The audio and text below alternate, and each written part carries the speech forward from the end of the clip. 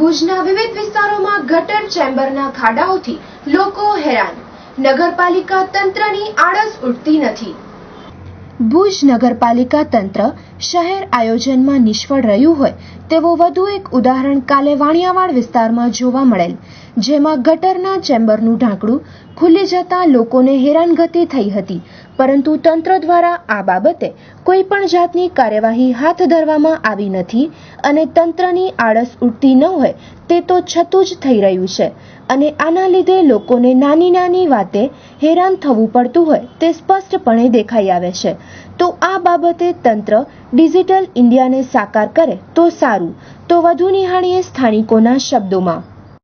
मैं वाणियावाड़ में છે વાણિયા જાતા પહેલી એન્ટ્રી છે, ત્યાં ખાડો છે, એની અંદર રિક્ષાનો ટાયર ઘૂસી ગયો હતો, એક ચકડાનું ટાયર ઘૂસી ગયો હતો। અમે 4-5 આધારકારી બહાર કાઢી છે।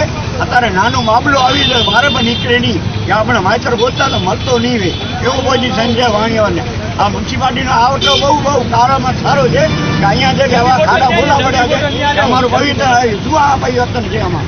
ટૂંકમાં નગરપાલિકા નિષ્ફળ ગઈ છે। હાજી, નગરપાલિકા નિષ્ફળ ગઈ છે સાહેબ। આના ઉપર કેવો છે આ બધો રોડ બધા ભરેલા છે, આખા ભુજ ની અંદર ખાડા છે। અમે બધા આવા ગઢા માંડ પછી ઉભા નથી, વળી તમારે જવાની અસર કરે અમને, એવા અમારી હાલત છે। આમાં શું રજામાં